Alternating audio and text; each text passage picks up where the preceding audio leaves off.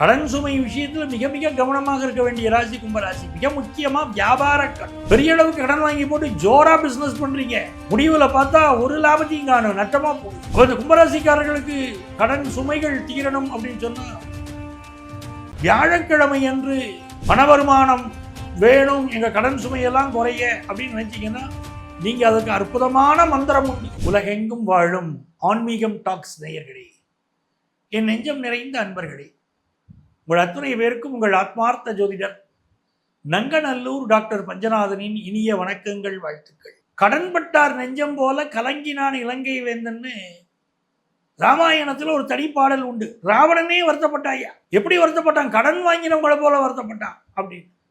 உலகத்துல மிக கொடிது இந்த கடன் சுமை.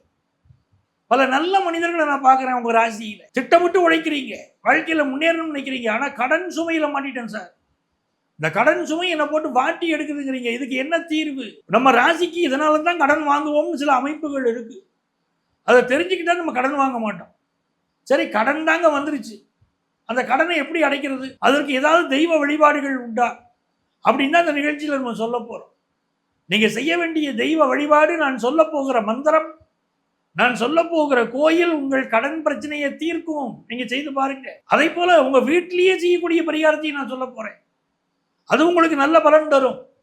கடன்லாம் தீரணும்னா நல்ல வருமானம் வேணுமே, நல்ல காசு பணம் வேணும். உங்களுக்கு பணம் வரக்கூடிய வழிபாட்டு முறையும் நான் சொல்ல போறேன், அதையும் கேட்டுக்கோங்க, செய்யுங்க. பணம் நல்ல முறையில் வரும்.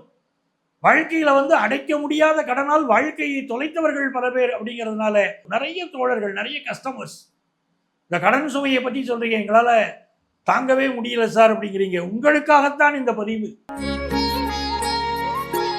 என் அன்பான கும்பராசி நேயர்களே, கும்பராசி பார்த்தீங்கன்னா காலபுருஷ தத்துவத்துடைய லாபமான ராசின்னு பேர்.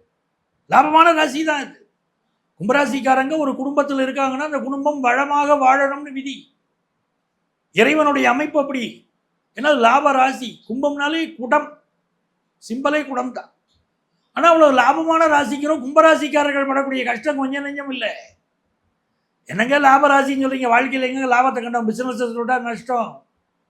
குடும்பத்தில் உறவுகள் எங்களுக்கு சரியில்லை. நாலு நல்ல வார்த்தை பேசி ஏதோ ஒரு அவசரத்தில் ஏதோ ஒரு நேரத்தில் ஒரு வார்த்தை, கோபமான வார்த்தை பேசிட்டா எல்லாரும் எங்களை கோபக்காரங்கிறாங்க, கெட்டவங்கிறாங்க. அப்படித்தானங்க போகுது, எல்லாம் விலகித்தானங்க போகிறாங்க, யாருங்க க்ளோஸாக இருக்காங்க அப்படின்னு கேட்கக்கூடியவர்கள் பல பேர் கும்பராசி. கும்பராசிக்காரர்களுக்கு கடன் சுமை மிக அதிகமாக வரும். கடன் சுமை விஷயத்தில் மிக மிக கவனமாக இருக்க வேண்டிய ராசி கும்பராசி. மிக முக்கியமாக வியாபார கடன். கடன் எப்படி வருது, எங்கேருந்து வருதுன்னா வியாபாரத்தினால பெறக்கூடிய கடன் மிகப்பெரிய கடனாக இருக்கு. அட்டமாதிபதியே புதன் பகவான் தான்.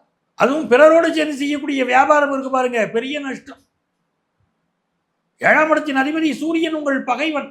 சனிக்கும் சூரியனுக்கும் ஆகிறது இல்லை. உங்க ராசிக்கு அதிபதி அந்த சூரியனும் ஒண்ணுக்கு ஒண்ணு ஆகிறது இல்லை. கூட்டு பிசினஸ் பண்றீங்க, பண்றதுக்காக கடன் வாங்கினீங்க, பெரிய அளவுக்கு கடன் வாங்கி போட்டு ஜோரா பிசினஸ் பண்றீங்க, முடிவுல பார்த்தா ஒரு லாபத்தையும் காணும், நட்டமா போகுது.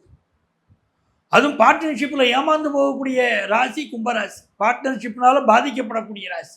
பிசினஸுக்காக நீங்க வாங்கின கடன் பெருகக்கூடிய அளவுக்கு தான் பார்ட்னருடைய நடவடிக்கை இருக்கு. இல்லை ரெண்டு பேரும் சேர்ந்து பண்றீங்க, ஒத்து வராத ராசிகள் சேர்ந்து பண்ணும்போது கடன் வருது. உங்களுடைய கடன் என்ன ஆகுதுன்னா, நல்ல பிசினஸ் போய்கிட்டு இருக்கு, நீங்க அந்த பிசினஸை பத்தி தெரியாதவராக கூட இருப்பீங்க. உங்க நண்பர் இருக்கார் பாருங்க, மிக விஷயம் தெரிஞ்சவர் இந்த பிசினஸ்ல, தைரியமா கடன் வாங்குறீங்க, நல்லா போகுது பிசினஸ்.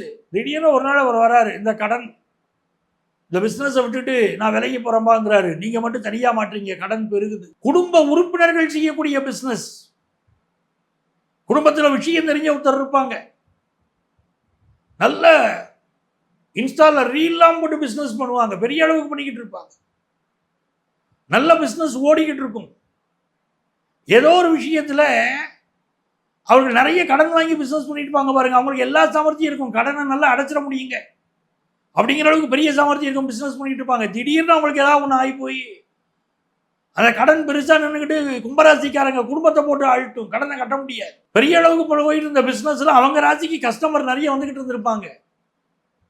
இப்போ கஸ்டமர் வரத்தும் குறைஞ்சு போயிடும். என்னங்க இது இப்படி ஆகி போச்சு? எங்க குடும்பத்தில் எங்க அம்மா எவ்வளவு நல்ல பிசினஸ் பண்ணாங்க தெரியுமா, எங்க அப்பா எவ்வளவு நல்ல பிசினஸ் பண்ணாரு, திடீர்னு உங்களுக்கு ஒன்று ஆகி போச்சு. இப்போ கடன் பெருகி போச்சு. அவங்க எங்கெங்க கடன் வாங்கினாங்கன்னு கூட எங்களுக்கு தெரியல. கடன் சும்மா அதிகமாக இருக்கு. கஸ்டமர் வருதும் குறைஞ்சி போச்சு அப்படின்னு சொல்லக்கூடியவர்கள் பல பேர்.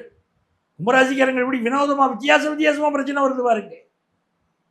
அதே மாதிரி எந்த ஒரு காலத்திலும் தொழிலாளர்களை நம்பி, உங்கள்கிட்ட பணியாற்றக்கூடியவர்களை நம்பி பணம் கொடுக்கல் வாங்கல் வைத்துக் கொண்டு அதில் மாட்டிக்கக்கூடியவர்கள் பல பேர் கும்பராசிக்காரங்க. சனி பகவான் உங்க ராசிக்கு அதிபதி, உங்க விரையாதிபதியும் சனி பகவான். பணியாளர்களுக்கு பணம் கொடுத்துருப்பீங்க, அவர்கள் பணத்தை வாங்கிட்டு பல பேர் போயிருப்பாங்க. நிறைய பேர் அது புலம்புறீங்க. கடன் வாங்கினான் சார், கடனை திரும்ப கடலை சார் அப்படிங்கிறீங்க. அதே மாதிரி வெளிநாட்டு பயணங்களுக்காக கடன் வாங்கி கடன் அதிகமாக போனவங்க பல பேர் கும்பராசிக்காரங்க. ஃபாரின்ல ஒரு பிஸ்னஸ் பண்றேன் சார், வெளிநாட்டு வேலைக்காக முயற்சி பண்றேன் சார், அதுக்காக கடன் சார், என்னெல்லாம் வகையில் கடன், வெளிநாட்டுக்கு போறதுக்கே கையில் பணம் இல்லை, கடன் வாங்கி போனவர்கள் பல பேர். இப்படி நிறைய திண்டாட்டங்கள். அதே போல மனசு ஸ்ட்ரெஸ், கடனால் வரக்கூடிய மனசு ஸ்ட்ரெஸ் உங்களுக்கு ரொம்ப அதிகம். இந்த கும்பராசிக்காரர்களுக்கு சுக்கிர பகவான் தான் பாதகாதிபதி. மிக கவனமா இருக்கணும். வெஹிக்கிள் லோன் உங்களை போட்டு வாட்டி எடுக்கும். ஒரு கார் வாங்கியிருப்பீங்க, டூ வீலர் வாங்கியிருப்பீங்க, கடனுக்கு வாங்கியிருப்பீங்க, ஒரு வெஹிக்கிள் சம்பந்தப்பட்ட பிஸ்னஸ், வண்டிகளை அட்டாச் பண்ணி ஓட்டக்கூடிய பிஸ்னஸ் எல்லாம் பண்ணிட்டு இருப்பீங்க, ஒரு கால் டாக்ஸி நிறுவனத்தை நடத்திக்கிட்டு இருப்பீங்க, அதுக்காக நிறைய வாகனங்களை வாங்கி போட்டிருப்பீங்க. கடனை அடைக்க முடியாது, பிஸ்னஸ் கையை விட்டு போயிடும், வண்டிகளையும் தூக்கிட்டு போயிடுவான், பெரிய அளவு கடன் பட்டேன்னு சொன்னவங்க பல பேர், மருத்துவ செலவுக்காக கடன் பட்டவர்கள் பல பேர். அப்படின்னா ஆடம்பரத்திற்காக கடன். கும்பராசிக்காரங்க ஆடம்பரத்தை தவிர்க்கணும். ஆடம்பரத்திற்காக கடன் வாங்கி மாட்டிக்கொண்ட பல பணக்காரர்களை நான் பார்க்கிறேன் கும்பராசியில். வெளி உலகத்தில் பணக்காரங்க, உள்ளுக்குள்ள அவர்களுடைய வேதனை மிக அதிகமாக இருக்கு. அவ கடன் போட்டு வாட்டி எடுக்குது கும்பராசியை. அப்ப இந்த கும்பராசிக்காரர்களுக்கு கடன் சுமைகள் தீரணும் அப்படின்னு சொன்னா, வியாழக்கிழமை அன்று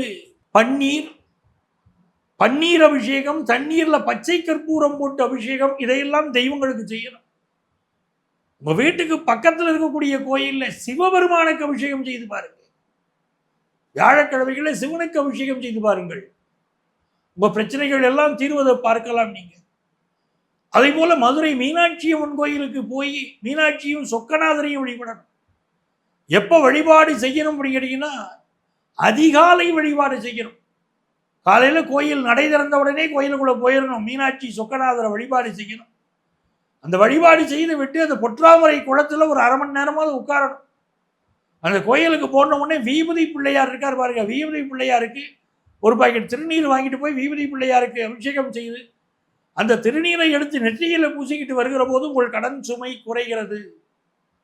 உங்களுக்கு பெரிய அளவுக்கு பண வருமானம் வேணும், எங்க கடன் சுமையெல்லாம் குறைய அப்படின்னு நினைச்சீங்கன்னா, நீங்க அதுக்கு அற்புதமான மந்திரம் உண்டு. நீங்க சொல்ல வேண்டிய மந்திரம், மாலை நேரம் ஒவ்வொரு நாளும் வீட்டில் நெய் தீபம் ஏற்றி வச்சுக்கிட்டு, ஓம் குபேர லக்ஷ்மியே போற்றி, ஓம் குபேர லக்ஷ்மியே போற்றி அப்படிங்கிற மந்திரத்தை உங்க வீட்டில் குத்துவிளக்கு ஏற்றி வச்சு நெய் தீபம் போட்டு பஞ்சித்திரி போட்டு தீபம் ஏற்றி அதன் முன்னால் அமர்ந்து ஓம் குபேர லக்ஷ்மியே நமகா அப்படிங்கிற மந்திரத்தை சொல்லி ஒரு 6 சென்ட் வெத்தலை வச்சு அது மேல கொட்டைப்பாக்கு வச்சு மஞ்சள் வாழைப்பழம் வச்சு ஒரு 6 சுமங்கலிகளுக்கு கொடுத்துக்கிட்டு வாங்க. இதை ஒவ்வொரு வாரமும் நீங்க செய்து பாருங்க. வெகு விரைவில் கடன் அடைவதும் நல்ல பண வருமானம் வருவதும் கும்பராசிக்காரங்க கண்கூட பார்க்கலாம். என் அன்பான நேயர்களே, இவ்வளவு நேரம் நம்ம ராசிக்கு கடன் எதனால் வருகிறது, யாரால் வருகிறது, கடனை அடைப்பது எப்படி, எந்த தெய்வத்தை வழிபாடு செய்யணும், பணம் வருவதற்கு எந்த தெய்வத்தை வழிபாடு செய்யணும் எல்லாம் உங்களுக்கு சொன்னேன். பொதுவாகவே கடன் சுமை ஒருத்தருக்கு அதிகமாக இருக்கிறது என்று சொன்னால், அந்த கடன் அடைப்பதற்கு மைத்ரேய முகூர்த்தம்னு இருக்கு. இது ஒவ்வொரு மாதமும் இந்த மைத்ரேய முகூர்த்தம் வரும். நம்ம நிகழ்ச்சிகள் பல நிகழ்ச்சிகள் சொல்லிட்டு இருக்கோம். அந்த மாதிரி முகூர்த்தங்களில் போய் கடன் அடைஞ்சாலும் கடன் அடைபடுகிறது. அதே போல கடனையே என்னால் அடைக்க முடியல அப்படின்னு சொல்லவர்களுக்கு பொதுவான ஒரு பரிகாரம் வேணும். உங்க ராசிப்படியான பரிகாரம் நான் சொல்லிட்டேன். பொதுவான பரிகாரம் அப்படிங்கிறது, தேய்பிறை அஷ்டமி வருது பாருங்க. அந்த தேய்பிறை அஷ்டமி அன்னைக்கு உச்சிஷ்ட கணபதி அப்படின்னு இருக்காரு. திருநெல்வேலி மணிமூர்த்தி ஈஸ்வரம், திருநெல்வேலி மணிமூர்த்தி ஈஸ்வரத்தில் உச்சிஷ்ட கணபதி இருக்கிறார். அஷ்டமி அன்றைக்கு அவரை சென்று வழிபாடு செய்யுங்கள். கடன் சுமை குறைகிறது. வீட்டுக்கு பக்கத்துல பைரவர் இருப்பார். அஷ்டமி அன்றைக்கு புனுகு சார்த்தி வழிபாடு செய்யுங்க.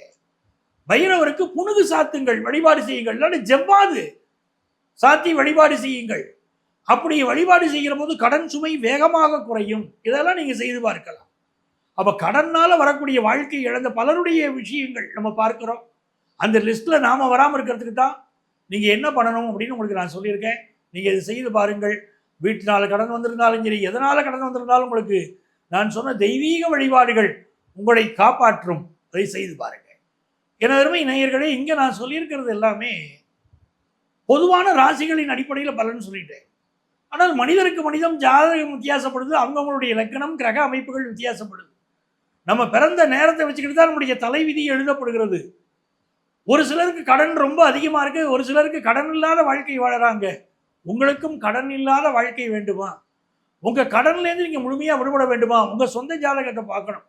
அதனுடைய கிரக அமைப்புகளை பொறுத்து அதனுடைய பரிகாரங்கள் செய்கிற போது கடன் அமைப்பிலிருந்து நீங்க விடுபட்டு நிம்மதியாக நீங்கள் வெளிவர முடியும். அப்படி உங்களுக்கு ஜோதிட ஆலோசனை தேவைப்பட்டால் எங்களை நீங்க தொடர்பு கொள்ளலாம். சென்னையில் டி நகர்லையும் நங்கநல்லூர்லையும் நம்ம ஆஃபீஸ் இருக்கு. ப்ரியர் அப்பாயின்மெண்ட் வாங்கிட்டு சந்திக்கலாம். நேரில் வர முடியாதவர்களுக்கு ஆன்லைன் கன்சல்டேஷனும் உண்டு. இங்க இருக்கக்கூடிய எங்களுடைய எண்ணை தொடர்பு கொண்டு வாட்ஸ்அப் நம்பர் இதே தான். இதுலேயே உங்களுடைய பெயரும் தற்போது நீங்கள் வசிக்கக்கூடிய ஊரின் பெயரையும் குறிப்பிட்டு ஆன்லைன் கன்சல்டேஷன் வேணும் கேட்டிங்கன்னா எங்கள் ஆஃபீஸ்லேயே உங்களை காண்டாக்ட் பண்ணி அப்பாயின்மெண்ட் டீடைல்ஸ் தருவாங்க. உங்கள் கடன் சுமை தீர, உங்கள் வாழ்க்கை நன்றாக இருக்க வழிகாட்ட நான் காத்திருக்கிறேன். உங்கள் ஆத்மார்த்த ஜோதிடர் பேராசிரியர் டாக்டர் நங்கநல்லூர் பஞ்சநாதன்.